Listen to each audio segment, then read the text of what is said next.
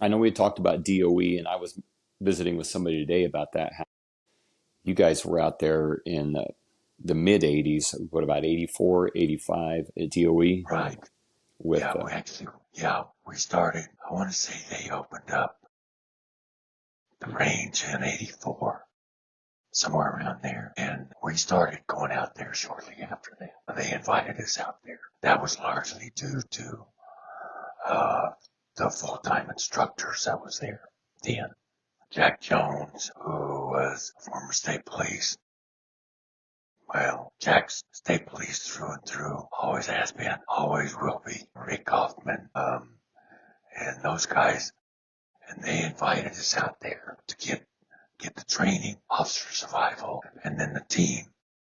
And then once the team started going out there, that's when, they had their adjunct instructors that they'd hired from Los Angeles Police Department, SWAT, and all those guys were out there training us. So they trained us, BCSO, APD, and then of course the Department of Energy folks, the people that guarded the nuclear assets up and down the road, and around the country. The fixed sites, Bantex, Oak Ridge, almost all of those sites would come to the CTA back then to train. Like I said, it was the central training. so early on, I know we talked about the prison riot that happened in the early 80s. Yeah. Can you just off the top of your head remember some of the more remarkable calls that y'all had maybe mid 80s to the late 80s? I know there was it a customs helicopter that crashed during one of y'all's Yes. missions? Yeah. Well, and taken from the penitentiary up, um, we started, of course, having more calls with our training venue expanding with CTA and things like that. We started getting more calls. The department itself, our department itself, started recognizing the capabilities a little better of our team. And that kind of came out through pen riots too. Um, like I said, guys, during the pen riots, basically after the takeover, after we got control of the pen back. And then from there, there was a long-term criminal investigation, I think the 37 homicides, not to mention, I don't know, the hundreds of cases of aggravated assault, kidnappings, and brutal beatings of the guards. They were investigating all those crimes. And even though I wasn't on the team, but the team's role in that was criminal investigators would give us names, locations of suspects we went to go get to bring back for interviews. So we would go and, um,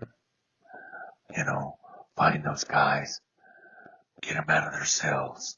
Sometimes they didn't go pleasant, so we'd have to extricate them out of their cells by force, get them back to criminal investigators, and so they could start their investigations. And then, so we got a lot of notoriety from around, about the capabilities of the team. And then the team, after the pen riots, pretty much our caseloads or our team missions were usually barricaded suspect situations, a field warrant, dangerous guys, dangerous felons, stuff around the state, things like that. Then we expanded our training to do hostage rescues, things like that. Getting that training out of the CTA through LAPD and the Central Training Academy. So in the early 80s and late 90s, it just kind of started coming into fruition. Our mission started expanding. In 1987, coal miners, the Navajo Reservation, had a coal mine north of Gallup. They went on strike, and so just prior to that, there was coal mines in let's say southwestern Arizona, that had been on strike a month or two before these coal mines went on strike north of Gallup. And there was some serious injuries to Arizona DPS officers over there running those strikes, trying to work them and mitigate violence, with the strikers. Because the miners, they brought in a bunch of West Virginia boys, if I remember right. These were like professional strike breakers, whatever. But anyway, these were some big boys, well orchestrated, and they brought in, and some of their tactics was to make these T-stars out of like 1 inch or 1.5 inch pipe filled with water or sand, and they would use them as throwing stars. And so they could throw them pretty good distance, and if they weighed 4 or 5 pounds, so if they hit you from a distance, they're about 6 inches in diameter, cross stars. And there was some Arizona Highway Patrol guys that was severely injured. I know one guy got hit in the head and had permanent brain damage from it. And then several other officers were hit in extremities with broken legs, broken limbs, busted ribs, and things like that. Severely injured. So when this mine strike started on the Indian reservation north of Gallup, they sent a team up there with orders to not let them basically run roughshod over the law enforcement. And our orders was basically simple: maintain peace, keep the roads clear. The roads going into the mine, and just maintain peace. So we were sent up there and met with the guys.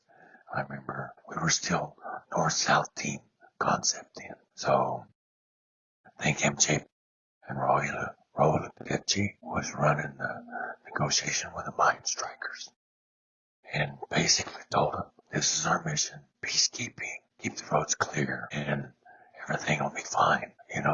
We're not here to be pro or against your strike. Just maintain peace, keep the roads open. And so we told them we understood there was some incidences down in Arizona, and understand this, we are not going to put up with that. We will meet deadly force with deadly force. And so I remember being in line behind them, and I'm running my 270 sniper rifle, and they had the other guys with their rifles, and they said, these guys will be on high ground. So if they see a deadly force issue starting out, they've got orders to take that individual out immediately. We will not be harmed. We're not going to let you use deadly force on us without mitigating it immediately. So they stuck us on high ground back, and we were pretty flat. So we were just on tops of fire trucks, laying there, watching. And again, of course, the team was up there online, basically just keeping the strikers off the road. And we were just running optics and making sure that these guys in the background weren't throwing, stars over the crowd into us. How far away were you? Well, our guys were like 5 or 6 feet away from the line.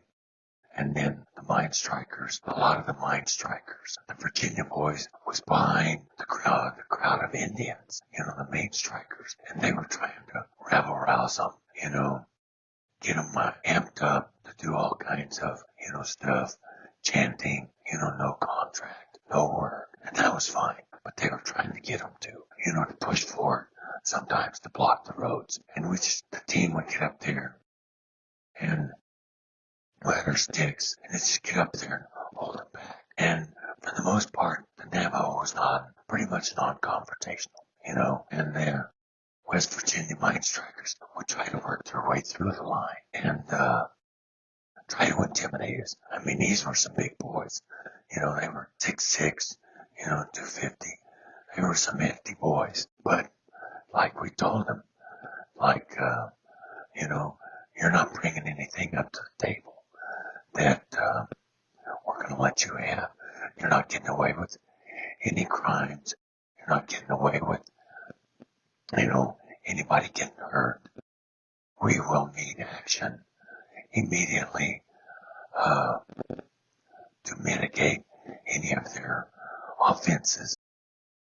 And we told them we know who the leaders are, and we will take the leaders out first, making an arrest and sort it out. So they would come up and try to intimidate the guys, try to bait them into conversations, things like that. So, of course, our guys were just like, hey, we're not here to take sides. Just, maintain the peace, keep the roads open. So it went on. I think we were there for like 2 weeks, maybe 3, and then it kind of fizzled out. The mine, the original, those Virginia mine strike guys, they left, I want to say, about after we could have 2 weeks, because they just couldn't get the Indians riled up enough to do it. And I really don't know the negotiations, but yeah, it all kind of petered out after about 3 weeks, and they went their merry ways. But one of the things that did happen there was we were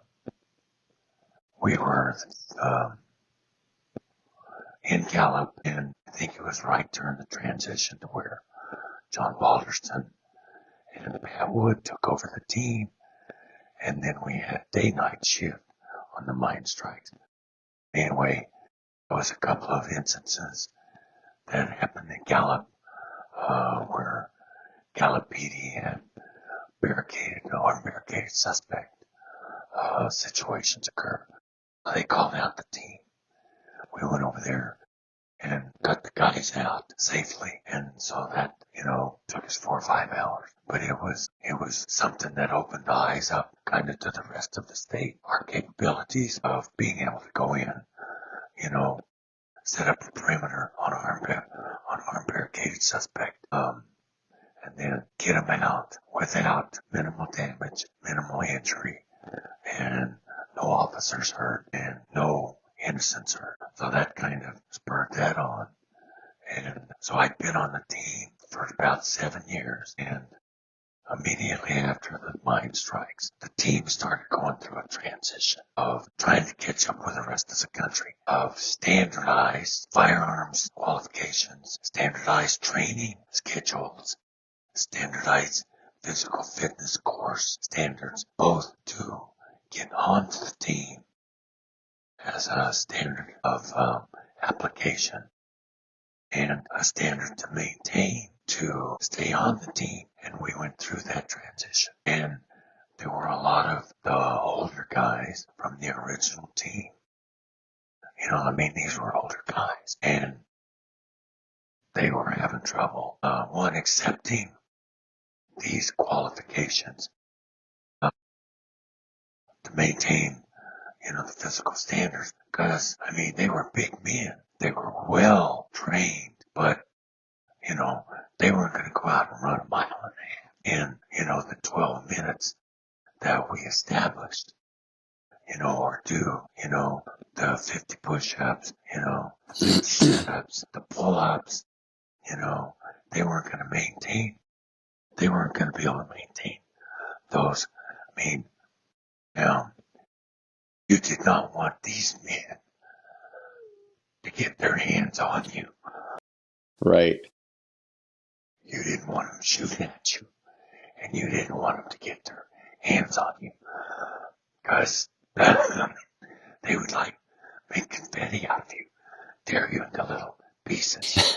These men were strong. were the epitome of one state policeman, one riot. So, but we had to have a standard because that's the way the country was going to maintain, qualifications, maintain credible teams and legality, legal issues. There was, crimes were getting more violent. Uh, dirtbags were getting more armed, better armed, and semi-auto rifles were, more prevalent, they were getting into semi-automatic handguns with higher capacity pistols. And so the dirtbags was starting to steal more of those weapons. And we were starting to see more missions with barricaded suspects and more weaponry of those kinds. And not to mention, back then, the crack houses of the cocaine and crack houses were starting to be a new fad, and drugs. So those were starting to come into the mid-80s. And narcotics started working those cases. And then we came up with tactics to basically go in and attempt to swarm those crack houses, and basically dynamic entries. Go in and swarm them in a rush to preserve evidence and minimize their ability to get ready to combat law enforcement. So we adopted what LAPD, SWAT, and those guys were doing from their training, which was dynamic entries on those warrants. And they weren't necessarily no-knock warrants, although under certain circumstances, exigent circumstances, and probable cause, judges would issue no-knock warrants. But most of the time, we would have to follow just regular warrant service parameters. Hit at 6 a.m., the dark, and 2200 or something like that. But you had to do a knock and announce, and then immediately follow up by that, unless you had no knock, extenuating circumstances. And if you had that, then you could do it prior to 6 a.m. and without a knock. So these dynamic entries, once narcotics had these locations identified as crack houses or narcotic houses that they were utilizing to sell narcotics out of. In other words, they were holding narcotics and using it as basically a storefront where narcotics users would go there, go into the house, buy narcotics from where they housed them, stored them, and sold them out of. And they'd make their cases, and then they would get the warrants, and then they would start utilizing our teams to go in and do these dynamic entries. Well, in order to have a dynamic entry, there are 3 elements of dynamic entry that you must have to make them as successful as possible.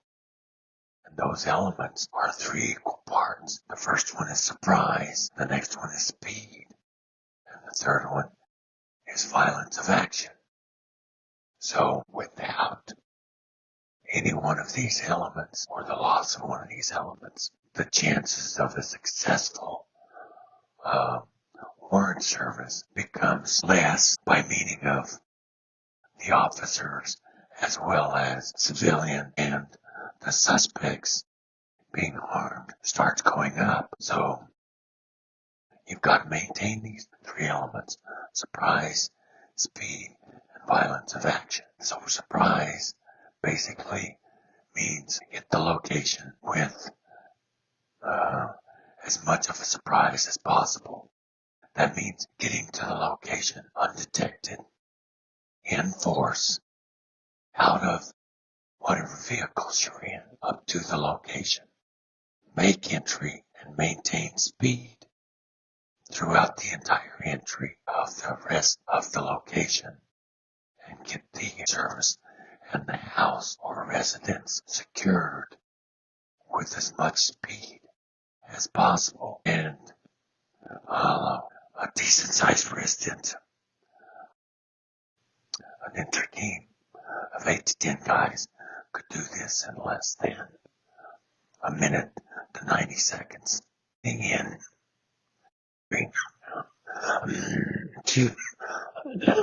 excuse me, securing the house, getting the suspects detained and then secured, and then another few minutes to do secondaries.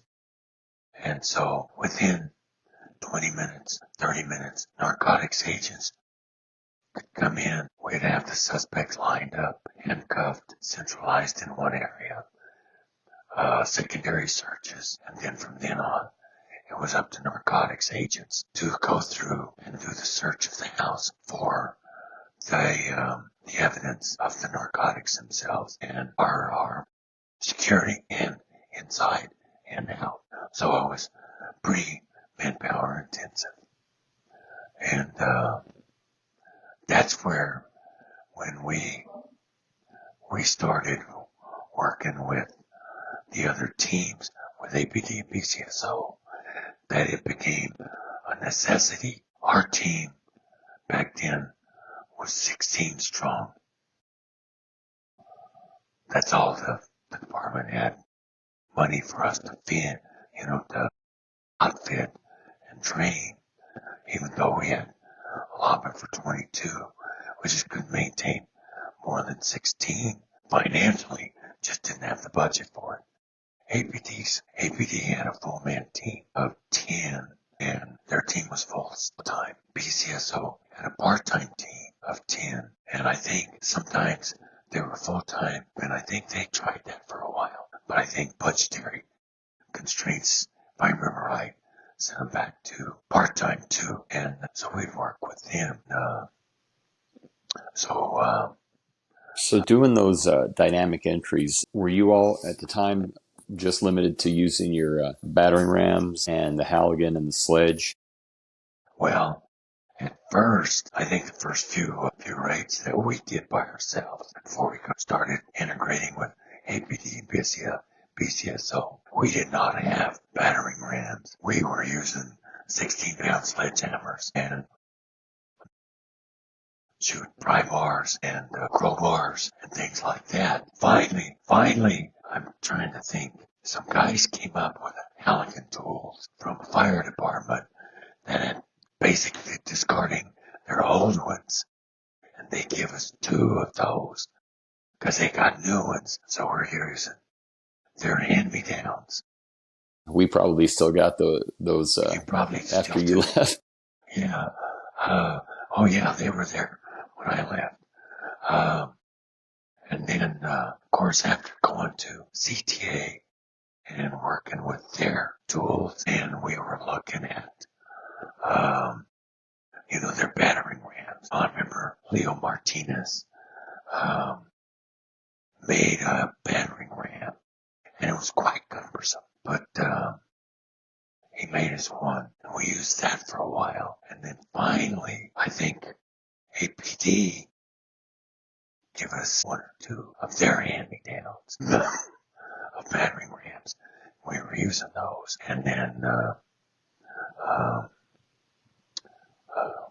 because they got new ones, and because back then, early on, battering rams were literally made by the teams, and then of course tactical stores sprang up with all the new tactical gear, load-bearing vests. That was the rage. Load-bearing vests, tactical holsters, tactical slings. So that's when all of that, all those stores and things started popping up. Well, and then they did the same thing, started coming up with, the tactical breaching tools, things like that you could buy. And, so as a market, that we did that. And then, of course, there was some civil liability, always civil liability involved. You're using a handmade tool that you made, in a shop, and, where's the certification for it? where's the training for it? Where's, what's the dangers, things like that. And compared to you have basically a store-bought, engineered, you know, piece of equipment, with a quote certification from, I'm not really sure who, but they worked on that. So there was that, headbutting of, can you use your homemade equipment, or do you have to go out and buy some kind of certified piece of equipment? Back then, I know you've heard of it, but the National Tactical Officers Association had just been formed, and I want to say maybe 85, 84, 85, maybe 86, and it was a national organization. Tactical officers pretty much started through LAPD SWAT, and the bigger organizations got together and started it, and then the other teams joined. I know in 87, maybe 85, 86, I was a team leader. I joined personally. I know there was 3 or 4 guys that joined, and I got John Balderson and Pat Wood. They were the team commanders at that time. I got them to submit team application which allowed our team to join. So the very first NTOA association meeting actually occurred here, sponsored by Albuquerque Police Department and pretty much the Central Training Academy. We utilized the Central Training Academy as some of the venue in which we did these exercises at, and then Albuquerque Police Department also the venue from around the city. So getting back to my point was NTOA was establishing criteria and statistical criteria on equipment, not to mention training standards and physical fitness and qualifications course, which was starting to be kind of a norm to basically follow, kind of a standard. And it was a recognized standard. And there had been some civil cases in which these standards were upheld, and run through the courts, tried and tested. So we kind of was having to go on these to work out. Now, this was some of the ammunition that later on I was using to, to introduce to our to the state police upper echelon department to show them, look, we got to start complying with these things, or, we're going to be, hanging our department out to dry, civilly liable. But that was a few years down the road. But anyway, we started adopting their criteria. So in the mid-60s, that's whenever the old team kind of phased out, and we brought the new team in. And John Balderson was the team commander. Pat Wood was the assistant commander. It basically formed one team. Even though we were still part-time, we were still 22 strong, but still scattered around the state. And right after the mine strikes, I want to say the mine strikes was in April or May, because it was pretty warm still, April or May. And right after that, we were requested by Gallup Police Department, because of that incident in Gallup where we went and basically handled that armed barricaded suspect. Gallup Police Department requested through the department that we go train. They were going to start a team. They basically had a team in name only, but no training. So they wanted us to go train their team. And I want to say they had 10 or 11 guys with no training, not much equipment. So they sent us, the department sent me, Leo Martinez, Joe Madrid, I think one more, the Gallup. And I want to say it was for a 6-day training.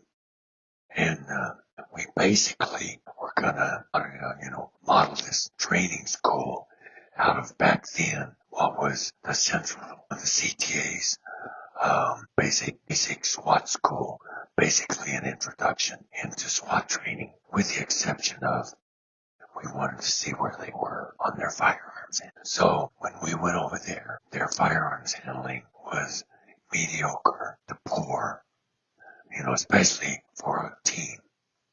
And so instead of SWAT training, we basically spent the whole week in firearms basic training. And that was their introduction into, SWAT. And we left them with the basically request to start their team of, all right, get your shooting abilities up and your physical standards up, and then we'll come back and we'll start working on tactics. And I said, because you can't go in with tactics with poor physical conditioning and poor shooting standards. It just won't work. Too much civil liability. Crawl before you walk. And criminal. Yeah. I said, it's just too dangerous. So, that was the first school that we taught, or that I was involved in, that the team taught. That was in June.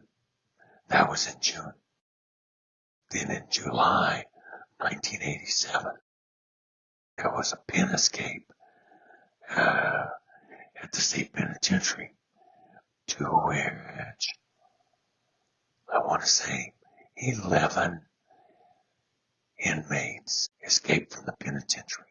These were all like lifers, very dangerous inmates. It was a mass escape. One night, 11 of them, escaped. So it was a big deal. So right away they called the team down. I was stationed in Eagle Nest at that time. So I got the call, came down, team met up. But, my first 5 years, I was stationed in the Santa Fe district.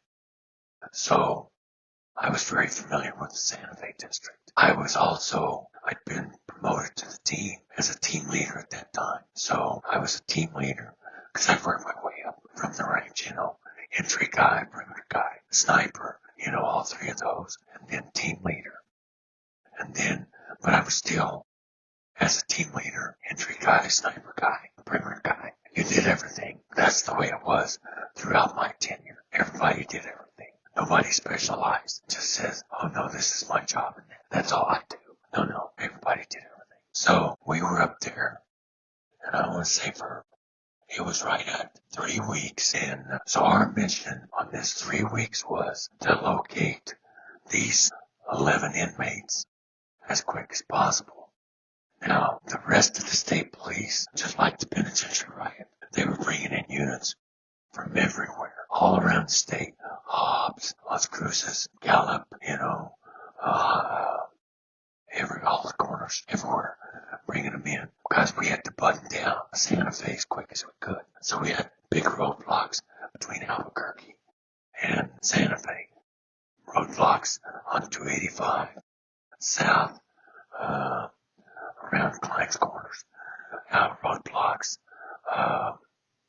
between Santa Fe, Las Vegas. Same thing, Santa Fe and north. So and these were 24-hour roadblocks. And initially, those poor guys on those roadblocks, You know, it was show up, get your assignment, get located. The guys get out there, get on the roadblocks, and that's where they were. And it was hot, no prep, and those guys were on the roadblocks. First starting out with 2 or 3 guys on roadblocks. Then as they filled up, then, you know, then they would start being able to relinquish or have a break. But literally, this wasn't till almost 24 hours. Those guys on those roadblocks, some of the initial guys that set up the roadblocks was there for 24 hours. The only food and water they had was the citizens coming by here, Right. giving them stuff out of their car, you know. And after that, the department did not have a contingency nor a budget for, maintaining this. So how long did it take you all to gather all of them up?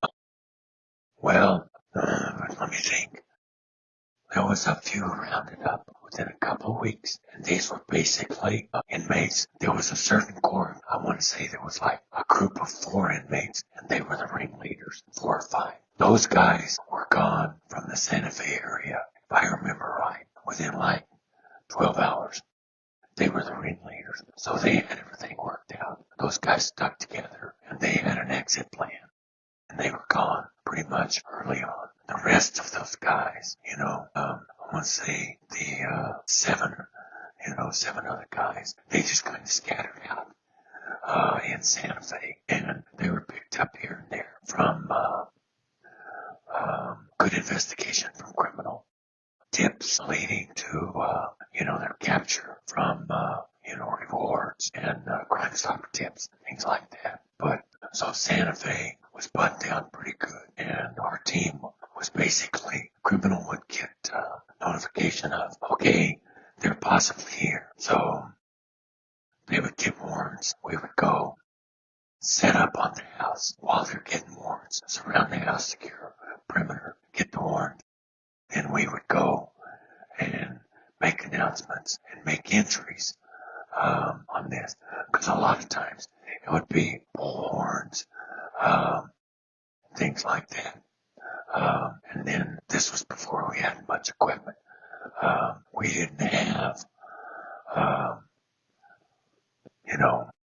37 millimeter tear gas rounds that we could shoot into a house. The only thing we had close to that was the Mighty Midgets and basically incendiary tear gas, which would catch the house on fire, which we weren't going to do. So we would basically have to breach the house and enter it and search the house as if you were searching for our barricaded suspect and go through. And so the team kept the pressure on like that from around. And in addition, so we did. I mean, we were doing mission stints. 36 to 40 hour long. I mean, we were so busy, we would just be going mission to mission to mission to mission to mission. Building into building into building into building. Just basically, and then finally a break and get 4 or 5 hours of sleep at the hotel and back on it, or 3 or 4, and then back on it, back on it, back on it. I mean, this was just constant. And you did that for 2 weeks. About 2 2 weeks? weeks for Wow. solid. On the 3rd week, they tried to split us up into like a day-night shift, but we found that didn't work because that meant 11 man. And, for teams, small teams, you just can't. It's hard to move through a house. It's not enough manpower because you'd have to get, uniformed personnel, other personnel to come out and do a perimeter on that. Some of these guys, it's like you kind of scratch your head on, because, I'm not diminishing their abilities, but working with guys with guns pointing into a house that you're in. You're just not sure, that they understand the concept of keep your finger off the trigger until your Right. sights are on target, and then be sure of your target. There was that apprehensiveness of who's on the gun out there. How safe am I in here doing this search? Because, you're going by open windows with a gun, and they're seeing this from outside. And there was not much communication going on, and so it was pretty dangerous, but luckily didn't have any mishaps. So that was the late That was 80s. That was 1987. So did you all have any type of a portable radio at all? Well, we had, we got our team radios, I want to say, in June. I think that's the first time we got our team radios in June, because I don't remember having team radios on the mine strikes in Gallup in May. We may have. We might have. Were the patrol guys? We did have our team radios in May, so we got them that year. These were team radios dedicated to the team, but you could not talk back to the district or other units. So, as a team leader, I had my team radio on the team frequency. Then, I don't know if you remember the district walkie-talkies, those great big bricks, about the size of about 4 inches wide, 2 inches thick, and about 9 inches tall, with a big, so I remember seeing them. We were never issued those. well, that's what I had, and it had a district frequency for whatever district it was issued in. Then it had the Channel 4 frequency. I don't know if you remember. So we were talking about the radio and had the gigantic brick radio. What kind of range were you getting out of that radio? Well, it was a line of sight radio. If you were out high ground, you could get, 5 to 10 miles. The DAC radio. Now, if you were in broken country, it was, bounce off and stuff. Now, the brick radio from the district, it had the capabilities of working off a district channel. Could switch to car, and could switch to, I don't know if you remember, frequency, channel 4. Emergency channel? Emergency.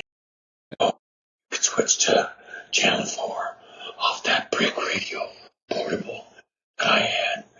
It had a repeater. But stay wide if you could hit the repeater. So, because I was the only one that had outside communications. Once we left our units, I pretty much became the dispatcher for the team on that, because Santa Fe would call me on the state radio on Channel 4, give me our direction or new mission, and I would relay it on the TAC frequency, and that's how we maintained communication with the district when we were away from units. Of course, in our units, then we had car radio plus our team radio, so we were working that. But in 1980,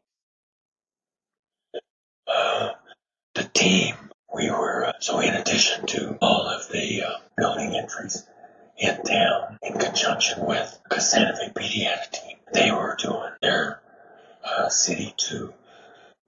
We were doing most of the stuff in the city and in the county. But in addition to that, can't believe it, sightings from the public came in. Nonstop, right? Of course, train of Santa Fe, kind of towards the south, the penitentiary, and going towards Albuquerque. It's kind of broken terrain, flat, some canyons and stuff. But as you kind of sweep around to the west, you've got Lava Hill. You've got all of the canyons, the Rio Grande Canyon, sweeping around, going to the north, gets up on the flats, a lot more vegetation, a lot more broken terrain, hills and stuff, getting around towards Tsuki, then around to the mountains, all the way up to the ski area, breaking around towards east and Santa Fe, over there going towards Las Vegas, Glorieta, Lamy Junction, El Dorado, and all of those places. It's very broken terrain. Lots of vegetation, lots of hills. A lot of elevation. We were getting calls all the time. I seen those guys over here. So we would dispatch, and we would spend 2 or 3 days going through and doing open field searches, basically sweeping, looking for tracks. Every structure that we came around, every house that we came around, of course, contact, people if they were home. And at times, people would come home and call and go, somebody's broken into my house, and they're in there. Of course, we'd have to go clear it. But it was funny. But I remember the team, and I'm the reason why I remember this, but we made 87 house structure entries in 1986. And in what time period? You did Period. in a 2-week period. In that 2-week period. And that did not account for buildings and barns. That was just house. Because I started keeping track as a team leader, right now. And it wound up to be 87 for 1987. But anyway, You're out there in that open and that broken terrain. Were you all still carrying the Mini 14s at that time? At that time, M16A2s, we were 22-inch guns. And I loved mine. Before we got the M4, I think that. Yeah, we had the A2s. Yeah, I was carrying A2, and then we hadn't got our M4s. Right. When I first got on, I was issued an MP5, and y'all sent me to SWAT school with my MP5. And as soon as the 3 of us graduated from SWAT school, you took the MP5s away and gave us our. Exactly. And so that was like 90. What was that? That was 97. Yeah. So we pretty much ran with the A2s for a long time, and then transitioned to M4s. But I still get my A2. I like the long barrel for velocity. But during 1987, Ben escapes. So you take a circumference of 5 miles out. So 5 miles out from the center of Santa Fe, we walked, searched a 360-degree circumference around Santa Fe in that 3-week period. That was a ton of mileage because it wasn't, walking on roads, just doing a hike around this. This was a search. So break and go here. Break 3 days and Cayuto between Lamy and Glorieta. Cayuto Pass there on I-25. You know where that's at? I do. Is that picture? Is that where that picture came from? Y'all walking down the tracks? Yeah. We spent 3 days there searching that area, looking for these inmates that had kidnapped this woman, their hostage, and escaped. She got away and then reported it. And of course, all this was fictitious, made up because she was having a marital problem and wanted sympathy. So how long were you out there searching? 3 days. And this was not 3 days. This was not 8 hours. Go to the hotel, go back, go to the hotel. This was 3 days there. We spent the night in our units or in the field. we made, I mean literally, we made my team, guys on my Woodson and we made 6 trips from the bottom of the mesa up to the top of Ro Mesa. Search back a couple of miles, sweep back around, come back down. Drainages, looking because people were reporting at night they could see lights at the top of the mesa. And I kept insisting on starlights in the trees as and of course I was proven right. But 3 days chasing ghosts. 3 days chasing starlight. So what made her finally come clean on that? The criminal investigations. The guys did a good job, working holes in their story. When people are lying and holes in their stories, and finally wormed it out. And I don't remember if they charged her. I know I would like to beat the hell out of her. Because, man, it was in July. And it was, and of course, back then, we were still sporting our black BDUs for tactical operations. So, in the middle of the day, in the summer in July, we're walking around in hot BDU, no max clothes. Man, I lost. How many pounds? 23. Wow. Yeah, I lost. It was so much. It was funny, but you remember the first set of body armor that we had? They were blue.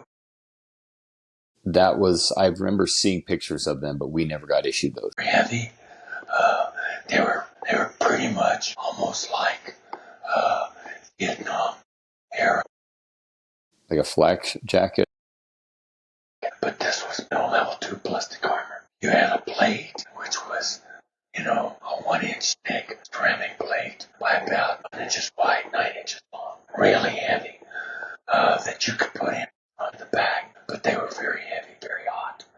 So and then we had to put whatever gear on over the top of those. Iran, military, Vietnam, or actually Korean War vintage web gear as mine, and instead of a load-bearing vest. I found load-bearing vest doing open field movements, with magazines and everything else. When you're having to crawl and go through brush, load-bearing vests would hang up on crossing fences, trying to get low, crawling, and every equipment that you had on your chest, if it just fills up. I'll also take that vest and push it up onto the back of your head. So I just ran, and of course,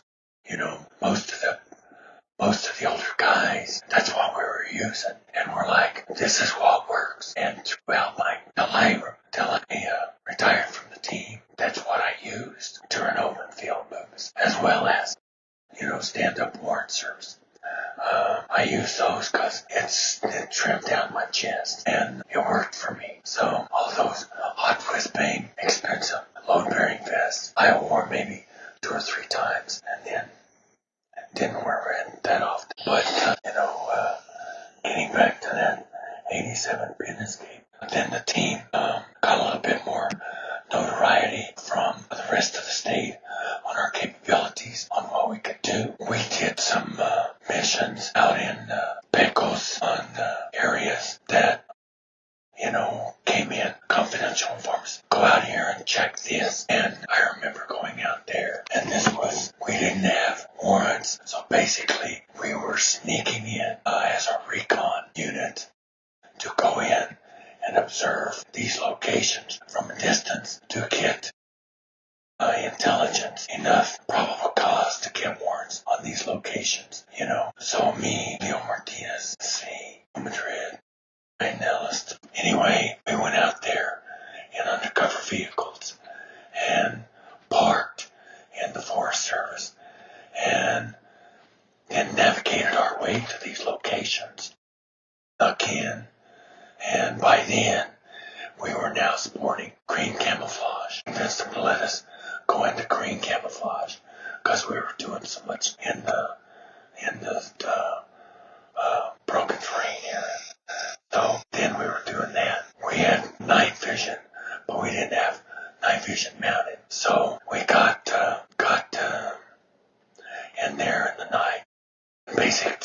basically, I just had the old night vision model. And Leo, it was funny, Leo went up real close and was trying to listen in on the conversation of this residence that was in there, trying to see if these inmates were there. And the damn dog started barking at Leo because he was in real close proximity. Of course, this was late at night, and so the door opened, and Leo had to crawl back out and go down over the ledge of this cliff to hide from these guys. Of course, I'm telling Leo, look, I've got you. The guy's not armed. Don't worry about it. Just get over that cliff. Hang out. I've got your back. Just hang out right there. So anyway, the guy goes out there. Couldn't see anything because it was really, really dark. He kicked the dog, went back in, closed the door. And anyway, Leo came back out. But we spent the night out there. Worked our way back the next morning. Got back. Got back in. Reported to our intelligence like it was wash. No viable, probable cause. But then the conclusion basically of the 80 pin escapes were, third week into it, they'd got PC on our intelligence on inmates were held up in of Agua Fria. Anyway, of course, there were several storage units off Agua Fria Road on this, but they had specific storage unit numbers, but no name. So they sent the team to what they thought was the most viable of information. So we went there, snuck up on the storage unit. I had obtained a set of sneer stethoscopes from the ER at St. Vincent's. So snuck up and I'm listening in these to the door of these closed, finally somebody give the word. And I guess the DA authorized the warrant. Anyway, so with that being done, they didn't, Yeah, they were probably done. yeah, and so that pretty much ended that, and we spent a few more days chasing ghosts and stuff, but that was about it. Hey, Gail. Yeah. Come and wiggle this thing. Working? No, just plug it into that power script. Turn it on. Turn the power script. There it is. Okay. Shut the turn. Plug it into the wall socket. It's not working. I can't. All right. Anyway. Back in business. All right. So that pretty much ended that. But it gave us some notoriety around the state, both with our district commanders around the state as to what our capabilities, realizing that we can actually be a viable asset to the districts, around the state to help them with warrant services, aspects, things like that. So, and it's about then that, we're trying to push for more utilization from around the state, talking to, district commanders, basically trying to sell our bill of goods, what we can do for you. And, we can do this. And there was a lot of district commanders that was very receptive, going, you bet, will you give me the mouse and work to turn it on? Okay. All right. So, but there was still some commanders that they didn't want to use it. And then I think a big part of that was because they lacked the ability to understand our tactics. They didn't want to kind of relinquish tactical command of our showing up and saying, all right, we'll do this, but this is how. And I imagine there's that degree of they want to be able to handle it in district, and they don't like for somebody else to show up. Bet. Well, I mean, uh, sure, it was who in the hell are they come in and tell us we can't do the same thing? And of course, our demeanor was, you can definitely do the same thing. We just think we can do it safer because we've got a few more tools and a lot more training. So we finally eventually broke through and kind of started doing that. And one of the things I was pushing for was some criteria on how and when to utilize the team to be implemented in either directive form or, the policies and procedures, Right. and that went over in the punch bowl. Yeah. Right. How dare you dictate when a district commander must call out and ask for help, which I understood, but I was trying to smooth it over and sell that we could do a safer job, because of just the training. Safer for everybody, safer for the public, safer for the team, the officers, safer for the suspect. And we're bringing in a whole group, a great big bunch of officers to your district. Right. And not depleting their resources on big things. And eventually, of course, a barricaded suspect situation, if it lasts more, 3 or 4 hours, 5 hours, now you're looking at logistical problems for just the district alone of, how many people are going to take to surround that from the district, plus handle calls in the district. Absolutely. Utilizing all of the district manpower for that. Well, thank you again for sitting down and taking the time to visit with me. I really enjoy the time we get to spend Well, and catching up. I definitely want to do one